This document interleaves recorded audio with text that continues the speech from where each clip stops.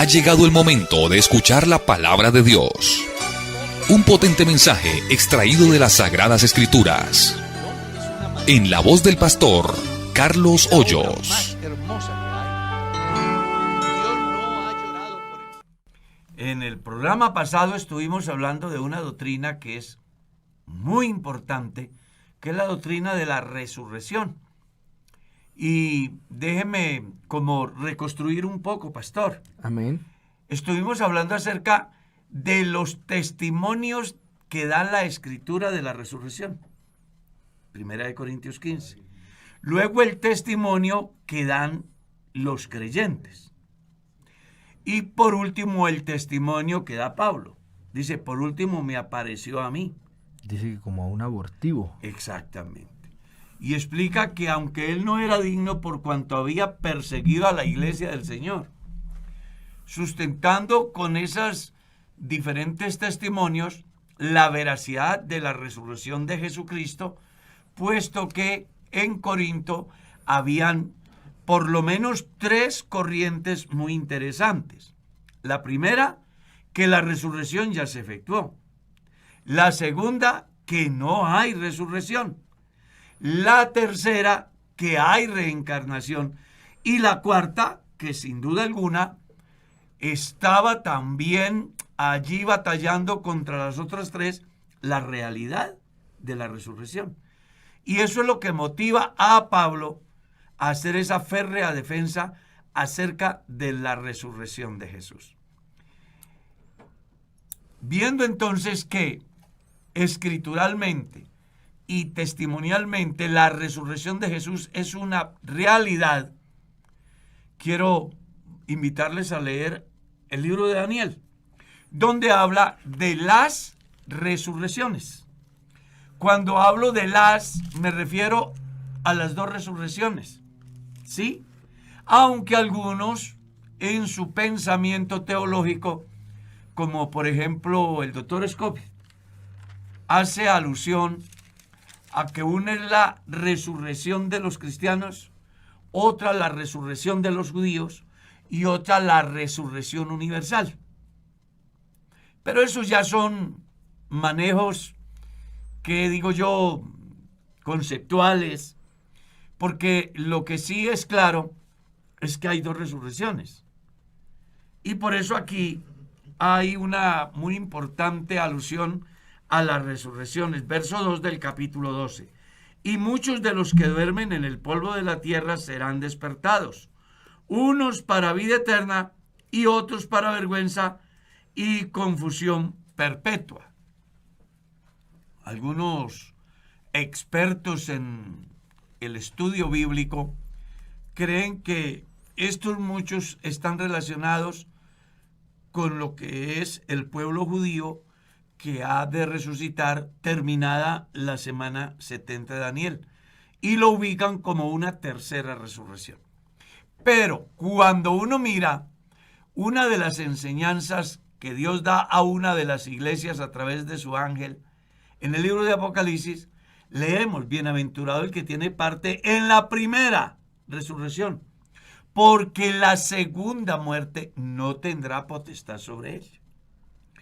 Y Pablo, escribiendo en la carta a los tesalonicenses, en su capítulo 4, el versículo 16, en un momento bastante difícil que está viviendo la iglesia de Tesalónica a causa de la partida de un creyente que ha generado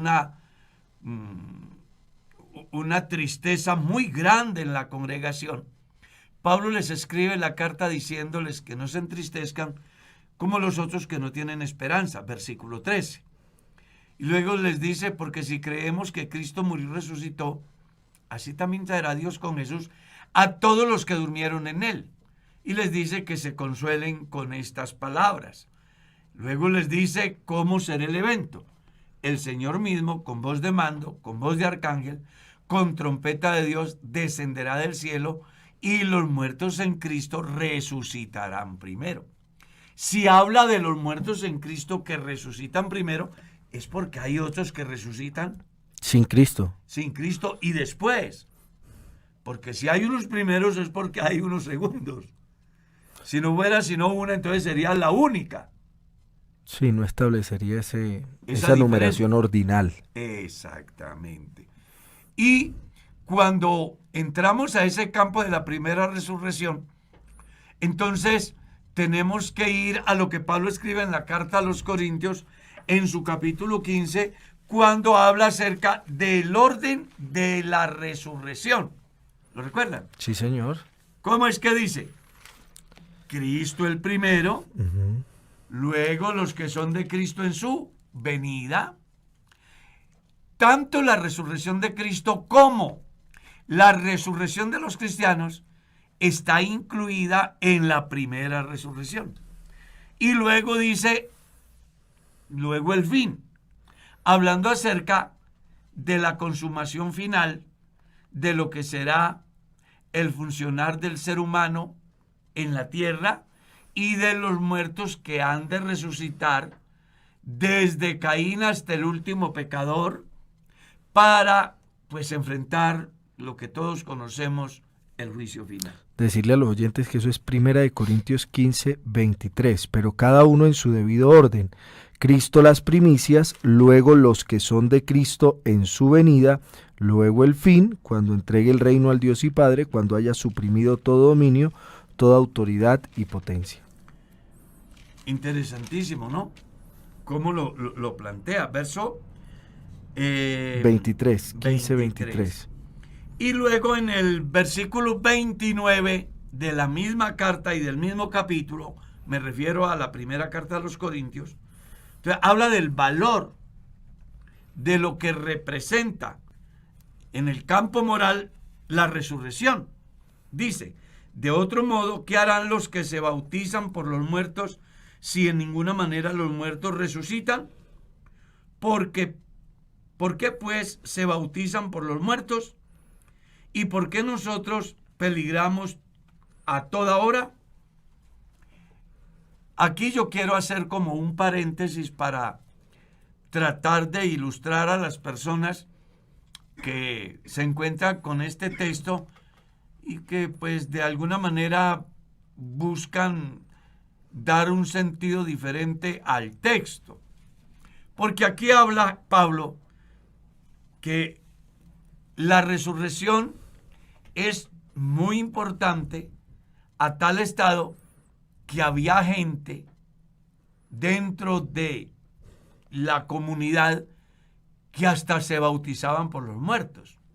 Y si no hubiera resurrección no tendría sentido pensar inclusive el bautismo, porque la razón del bautismo es porque hay resurrección. Sí, es un acto simbólico en el que participa uno de la muerte, sepultura y resurrección de Jesucristo. Usted lo lee en el capítulo 6 de la carta a los romanos, Uh-huh. porque somos sepultados con él para muerte por el bautismo, a fin de que como Cristo murió y resucitó de entre los muertos por la gloria del Padre, así también nosotros andemos en vida nueva. Pero en lo que quiero detenerme acá es en la resurrección, o mejor, en el bautismo que se practicaba en honor a los muertos. ¿Sí? Porque seguramente que a muchos les puede pasar lo de los señores de Joseph Smith, que plantean el bautismo por los muertos. Ellos se bautizan, por ejemplo, una persona se bautiza para salvar a Simón Bolívar. Se bautizan para salvar una persona del milenio pasado o del siglo pasado. Y entonces ellos han tomado como punto de partida el texto que acabamos de leer, verso 29, diciendo que Pablo habla del bautismo por los muertos. Pero aquí Pablo no está diciendo que se practique. Pablo lo que está diciendo es que la resurrección es tan importante que incluso hay gente fuera del cristianismo que van al bautismo pensando en la resurrección de uno de sus seres queridos que murió sin la conversión, sin el arrepentimiento. Y por eso Pablo dice entonces, ¿qué sentido tiene que se bauticen?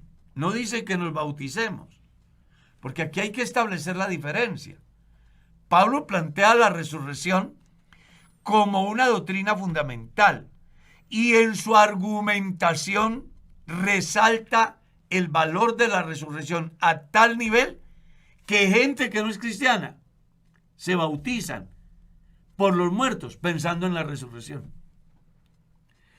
Entonces aquí hay tres corrientes de pensamiento muy interesantes, las cuales quiero pues compartir.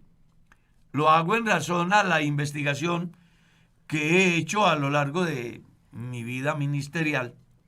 Y con relación a ese texto, hay tres conceptos o manejos doctrinales. Uno, que la gente pues estaban acostumbrados a estar dentro del cristianismo, entre ellos familias de personas convertidas.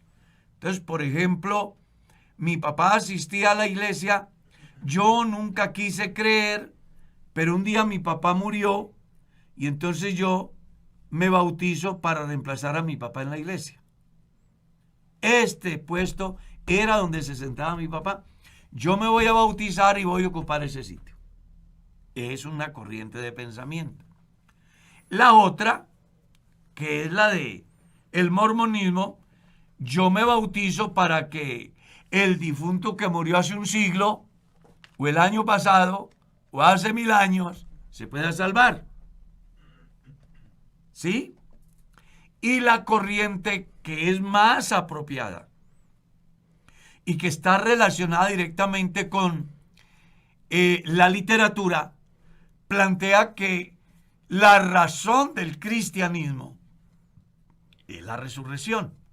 Entonces, se cree que existe un mal manejo en la transcripción, porque el texto no diría qué harán los que se bautizan por los muertos, sino que diría más bien, si no hay resurrección, ¿para qué bautizarse? ¿Está claro? Porque la razón del cristianismo es la resurrección de Cristo. Suponga que Cristo haya venido a la tierra y se hubiese dado todo lo que la Biblia dice de Jesús. Pero sucede que Jesús muere y no resucita. ¿Qué sería Jesús en el escenario del cristianismo? Un líder más. Un mártir. Un mártir que no puede hacer nada por nadie. Y en ese orden de ideas, entonces no tendría razón de cristianos o del cristianismo, porque la razón del cristianismo es que Cristo ha resucitado. Que yo no solamente en esta vida espero en Cristo, sino que mi proyecto de vida va más allá, que es lo que ustedes van a leer en los versículos anteriores del capítulo 15, cuando Pablo dice, si en esta vida solamente esperamos en Cristo, pues entonces somos los más dignos de conmiseración de todos los hombres. Observe usted cómo el texto arroja luz para que comprendamos que Pablo no estaba defendiendo la doctrina del bautismo de los muertos o por los muertos, sino más bien lo que estaba diciendo era, si definitivamente no hay resurrección, no tiene sentido uno bautizarse. Y va más allá. Me encanta lo que dice, si no hay resurrección, comamos y bebamos, que mañana moriremos. Sí, pero eso es típico en Pablo, que él utiliza los argumentos de la gente, o sea, es decir, contrapone algo que él sabe que no es cierto contra una verdad para él como es una tesis echar al piso lo que ellos creen, que fue por ejemplo lo que pasó en el Areópago. Claro. No era que ese Dios no conocido fuera el Dios que nosotros conocemos, sino que utiliza ese concepto que ellos tienen para transmitirles una verdad que es superior a eso que ellos están creyendo. Y aquí hace lo mismo, ¿no? Contrapone una verdad contra la otra y dice al final, mire, ni siquiera pues Si eso llegase a ser, tampoco tendría sentido, porque si Cristo no resucitó, no tiene ningún valor El lo bautismo. que hacen. Muy interesante mirar la concepción que tiene Pablo con respecto a la resurrección y la manera como defiende la doctrina. Sí, es que, bueno, cuando uno lee acerca de este texto en particular, lo que usted mencionaba hace 2 días, ¿no? La influencia que tenía esas corrientes filosóficas de la época en Grecia, que Corinto pues era una ciudad de Grecia, Claro. pues había permeado aún la iglesia, y a él le toca presentar una defensa en contra de eso, y lo hace con una altura filosófica al punto del que él utiliza aún las ideas que ellos tienen, como se han permeado en la iglesia, para derribarlas a través de una verdad que es superior a eso que ellos están planteando. Sí, a un argumento, sí tiene razón, el término sería ese, un argumento. Que eso, pues lo que usted dice, pues la lógica filosófica, ¿no? Claro. No, y que me llama mucho la atención cómo él parte de las Escrituras. Pero mire que es que, a la verdad, si no hubiese ocurrido la resurrección, nada de las Escrituras tendría valor. No es que no valdría la pena. Ese es otro elemento importante, que es importante analizar, que uno en el libro de los Hechos se da cuenta que mucha de la defensa que presenta Lucas alrededor de este hecho de la resurrección de Jesucristo tiene que ver con sustentar la verdad bíblica que apuntaba toda hacia Cristo, pero en caso de que Cristo no hubiese resucitado, pues hubiese perdido sentido el hecho de que toda la Escritura apuntara hacia Él. Y el argumento es demostrar la veracidad de un hecho tan relevante como la resurrección de Cristo y sus implicaciones a nivel doctrinal. Por ejemplo, en la justificación. Si Cristo no hubiese resucitado, no se hubiese podido aplicar a ninguno de nosotros la justificación, ¿sí? Entonces, tiene un montón de implicaciones importantísimas el hecho de que Cristo haya resucitado. Pues mire lo que Pablo dice en la carta a los Romanos. Cristo murió por nuestros pecados y resucitó para nuestra justificación. O sea que si no resucita, ese es un trabajo a medias. No, pues no sirviera de nada. No solo a medias, sino que no tendría ninguna trascendencia. Creo que es eso. Pues sí, muy interesante que haya muerto por una causa. Sí. Ay, bueno, qué chévere. Qué chévere, murió por una causa. Hagamos una bandera. Pero eso, ¿qué resultados obtiene en la vida del pecador? Claro. Porque pues murió por los pecados. Sí, es que la historia dice que han habido héroes. Y de hecho le levantan monumentos y celebran el día, todo ese cuento. Pero no produce efectos en la vida de las personas en relación a su cambio de vida. Porque simplemente fueron líderes que murieron por un ideal, pero se quedaron allá y no pudieron hacer más nada. La particularidad de Jesús es que murió por una causa y hasta hoy sigue surtiendo efecto. Esa es la diferencia. Y quienes han tenido la oportunidad de ir al sepulcro de Jesús, dicen de que allí hay un letrero que sencillamente nos enseña, no está aquí, ha resucitado. Sí, que... Es muy importante. No, es que es muy... Bueno, uno a veces se habitúa a ciertas verdades y las vuelve comunes, pero para nosotros sigue teniendo una relevancia y una importancia tan alta el hecho de que Cristo ha resucitado, que eso en cierto sentido da valor a lo que nosotros hoy somos. Pero mira que en este proceso de la enseñanza me llama mucho la atención lo que podemos leer en el versículo 35.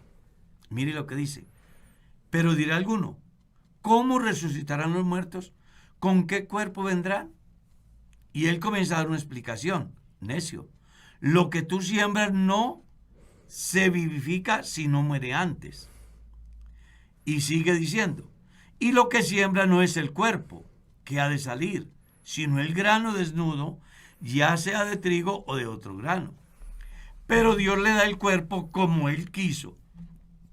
Y a cada semilla su propio cuerpo. Y aquí es donde Él hace una muy interesante defensa frente a los que pensaban en la reencarnación.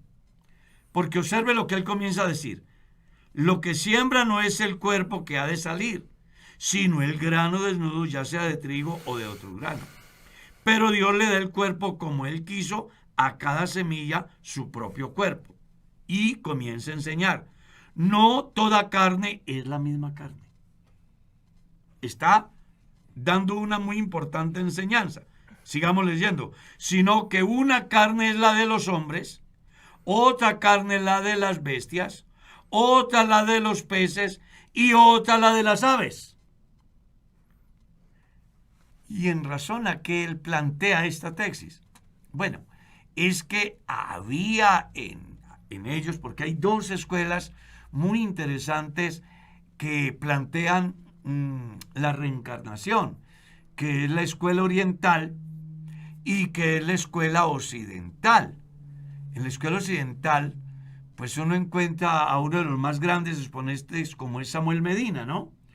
Que tiene la osadía de decir en su libro titulado Iglesia Gnóstica, él dice que gnósticos no hay sino uno, que es él, que los demás simplemente han dejado muy mal plantado a dicha corriente. Y está la otra corriente, que es la griega, que es más espiritualizada. En esas corrientes se plantea que el hombre reencarna dependiendo de su comportamiento acá en los días de su carne. Entonces existe la posibilidad que el ser humano reencarne en otro ser humano o que reencarne en un vegetal, en un animal o en un mineral. Y aquí Pablo les está diciendo que no se equivoquen, que un hombre no puede reencarnar en un ave, porque son diferentes la carne. Que no puede reencarnar en una bestia, porque es diferente. Él les está diciendo, esa tesis no tiene sentido, porque sencillamente Dios le da a cada semilla su propio cuerpo. Y les explica, no toda carne es la misma carne, sino que una carne es la de los hombres, otra carne es la de las bestias, otra la de los peces y otra la de las aves. Así que no vengan con el cuento de que yo me muero y reencarno en un perro, o en una gallina, o en un pez, o en una bestia. ¿Ve? Eso no tiene sentido. Y vuelve y les coloca otra importante comparación. Hay cuerpos celestiales y cuerpos terrenales, pero una es la gloria de los celestiales y otra la gloria de los terrenales. Una es la gloria del sol, otra la gloria de la luna y otra la gloria de las estrellas, pues una estrella es diferente de otra en gloria. Así también, dice Pablo, es la resurrección de los muertos. Se siembra en corrupción, resucitará en incorrupción. Se siembra en deshonra, resucitará en gloria. Se siembra en debilidad, resucitará en poder. Se siembra cuerpo animal, resucitará cuerpo espiritual. Hay cuerpo animal y hay cuerpo espiritual. Y sigue enseñando. Así también está escrito. Fue hecho el primer hombre Adán, alma viviente, el posterior Adán, espíritu vivificante. Hablando de la persona de Adán y de la persona de Jesús. En Adán todos mueren, pero en Cristo todos son vivificados.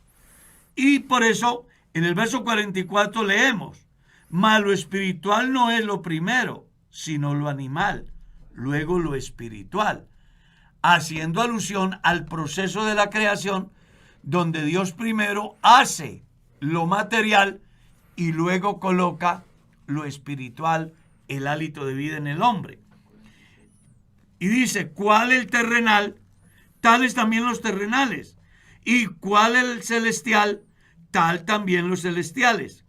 Y así como hemos traído la imagen del terrenal, refiriéndose a de dónde venimos en el campo humano, es decir, de Adán, así como hemos traído esa imagen, esa estructura, así en la resurrección traeremos la imagen del celestial, mostrando que la resurrección de Cristo hace que el hombre de verdad cumple el verdadero objetivo con el cual fue creado, a imagen de Dios, que es lo que dice el Salmo 17. El rey hace alusión a todos los importantes eventos, glorias, victorias, éxitos, pero llega a una conclusión. En cuanto a mí, veré tu rostro en justicia y estaré satisfecho cuando despierte a tu semejanza. O el mismo pensamiento del patriarca Job, cuando decía, en mi carne yo he de ver a Dios, yo mismo lo veré y no otro, independientemente de que esta mi piel se deshiciere, haciendo mención acerca de la muerte y de la esperanza en la resurrección, que en el primero que se da, según lo que leímos, es en Cristo. Cristo el primero y luego los que son de Cristo en su venida. Y él dice, y así como hemos traído la imagen del terrenal, también traeremos la imagen del celestial. Pero esto digo, hermanos, que la carne y la sangre no pueden heredar el reino de Dios, ni la corrupción heredará la incorrupción. Mostrando con ello que quien quiera tener vida eterna y quien quiere estar por la eternidad con Dios, no puede pensar que lo logrará en este cuerpo, que tendrá que darse un milagro. ¿Y cuál es ese milagro? El de la resurrección. ¿Por qué? Porque los muertos en Cristo resucitarán con cuerpos gloriosos. Los que estemos en esta carne tendremos que sufrir el efecto de la transformación, que de alguna manera es hacer que esto mortal deje de ser mortal para que entonces sea inmortal. De alguna manera, dejando ver que lo que está escrito en la carta a los hebreos se cumpla en el sentido de morir una sola vez y después de esto el juicio. Entonces, podemos hoy decir con claridad que inclusive los que estemos en este cuerpo tendremos que sufrir o experimentar mejor ese milagro que en los muertos es la resurrección, en los cristianos es la transformación, que es lo que Pablo escribe en el capítulo 4, el verso 16. El Señor mismo, con voz de mando, con voz de arcángel, con trompeta de Dios, descenderá del cielo y los muertos en Cristo resucitarán primero. Y luego, ¿qué? Nosotros, los que vivimos, los que habremos quedado, seremos ¿qué? Transformados. Y Pablo explica la razón aquí, porque la carne y la sangre no heredarán el reino de Dios, ni la corrupción ni incorrupción. Así de que tiene que darse un milagro bien interesante en el campo de lo que llamamos cristianismo, que son los que aparecen en la Biblia como participantes de la primera resurrección, dándoles ventajas a los que van a participar de la segunda. ¿Y cuál es la ventaja?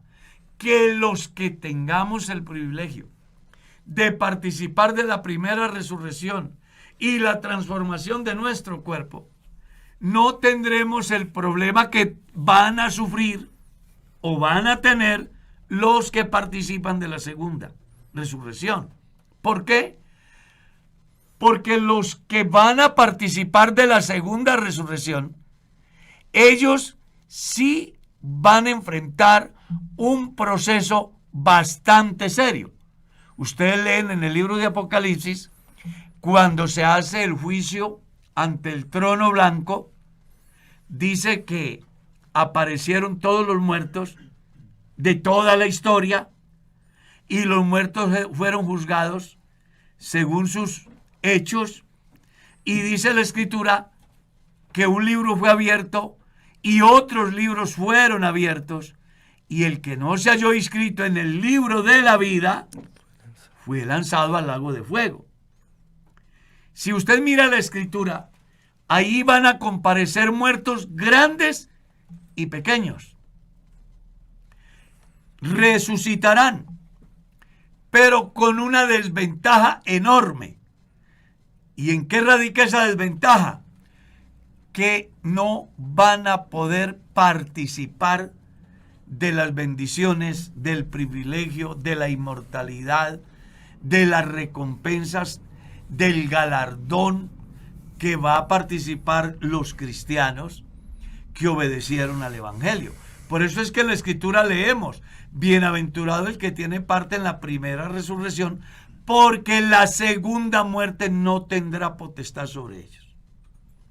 Mientras que los que participan de la segunda resurrección, la muerte sí va a tener potestad.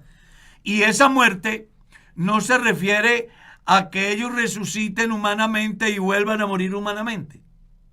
Se refiere más bien a la separación definitiva por la eternidad de la presencia de Dios.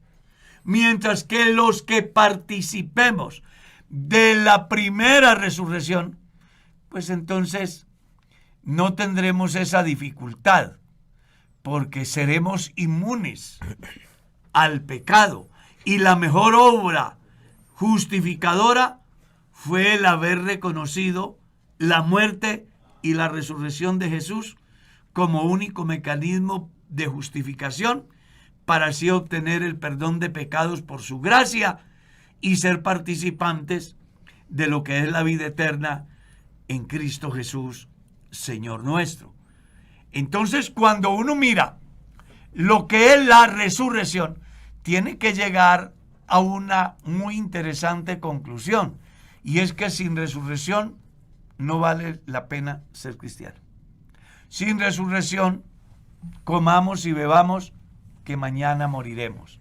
Sin resurrección, pues no tiene sentido la profesión de nuestra fe. Sin resurrección, podemos ubicarnos en el grupo de los más dignos de pesar de todos los mortales. Pero me encanta lo que dice la Escritura: pero ahora Cristo ha resucitado. Y eso le da sentido a la fe del cristiano. Ojalá que usted alcance a entender la maravilla, el privilegio, la bendición, las implicaciones en la vida de los cristianos, lo que fue la resurrección de Jesús. Sí, hermano Carlos, y los últimos los últimos 4 versos de Corintios 15 afirman eso que usted acaba de decir, y es que dice el 55: ¿dónde está muerte tu aguijón? ¿Dónde sepulcro tu...? Léete desde el verso 54. Ah, bueno. Y cuando esto corruptible se haya vestido de incorrupción y esto mortal se haya vestido de inmortalidad, entonces se cumplirá la palabra que está escrita: sorbida es la muerte en victoria. ¿Dónde está, oh muerte, tu aguijón? ¿Dónde, oh sepulcro, tu victoria? Ya que el aguijón de la muerte es el pecado y el poder del pecado la ley, pero gracias sean dadas a Dios que nos da la victoria por medio de nuestro Señor Jesucristo. Y entonces concluye: así que, o sea, en consecuencia de lo anterior, de la resurrección de hermanos Jesús, míos amados, estad firmes y constantes, creciendo en la obra del Señor siempre, sabiendo que vuestro trabajo en el Señor no es en vano. Y eso ¿cómo decirlo? Cuando Jesucristo llega a nuestras vidas, nos devuelve 2 cosas. Nos devuelve la dignidad de ser constituidos hijos de Dios, pero además nos da una esperanza. Y justo el hecho de que Jesucristo sí haya resucitado mantiene viva la esperanza de que esto que nosotros hacemos en este cuerpo, este mantenernos aferrados a los principios de Dios, vivir a la manera que Dios ha establecido, guardarnos para Él, el trabajo que hacemos en la obra, no es en vano. No es en vano, porque si Cristo resucitó tenemos la esperanza de que Él recompensará ese trabajo que nosotros hemos hecho. Pero si Cristo no hubiese resucitado, de nada tendría sentido lo que hagamos o lo que dejemos de hacer en este cuerpo. O sea, hay un motivo muy importante de trabajar para Dios. La suma final del trabajo es que hay resurrección. Sí, Eso porque si hay podríamos decir. resurrección hay esperanza de que ese trabajo no sea en vano, sino que sea recompensado cuando, bueno, en el caso tal de que seamos resucitados o que seamos transformados, dependiendo de cómo estemos en el momento en el que Cristo venga por nosotros.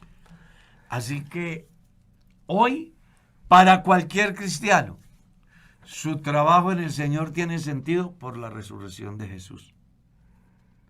Si Jesús no hubiera resucitado, no tendría sentido estar aquí, trabajando. No tendría sentido desplazarnos a predicar el Evangelio por las calles, por las veredas. No tendría sentido reunirnos en una casa para compartir el Evangelio. No tendría sentido una convención donde se le predica a miles. No tendría sentido nada de lo que se hace. Es que la resurrección de Jesús es tan grande, tan importante, que partió la historia en dos. Un antes y un después. Y en cualquier parte del mundo, quieran o no quieran, hacen mención del año que vivimos, diciendo que hace 2022 años hubo un evento que cambió la historia. ¿Qué? ¿La muerte de Jesús? No, la resurrección. Porque si Jesús hubiese muerto y no hubiese resucitado, el mundo hubiese seguido su historia, Su curso natural. su curso normal. Lo que parte la historia en dos es la resurrección. Porque hasta ese tiempo nadie en el mundo había resucitado. Es muy interesante. Nunca se había dado un evento de tal magnitud que partiera la historia en dos. Así que la resurrección de Jesús es lo máximo, es la razón de nuestra fe, es el motivo de nuestra predicación y es la razón de nuestra esperanza. Pero entonces, para ir como redondeando este tema,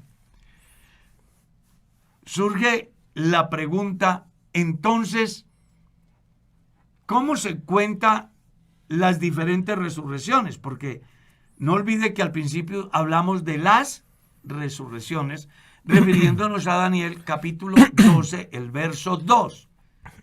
Y la verdad es que todas las resurrecciones individuales que se dieron en el Antiguo Testamento, como las que se han dado en el Nuevo Testamento, son equivalentes a dos resurrecciones.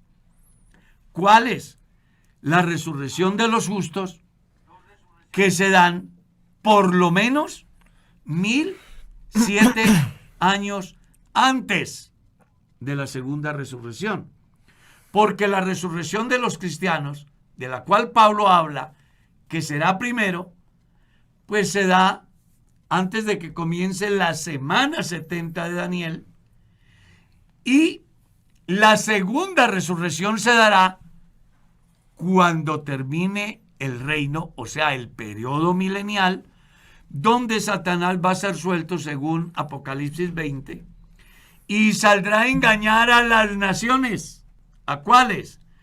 A las que tuvieron el privilegio de disfrutar ese beneficio por haberse comportado bien con el pueblo de Israel. Satanás saldrá y los engañará y hará un gran ejército contra Dios, y entonces fuego del cielo descenderá y consumirá los ejércitos de Gog y Magog. Y luego viene entonces el juicio final. donde se da la segunda resurrección, que es donde aparece la enseñanza.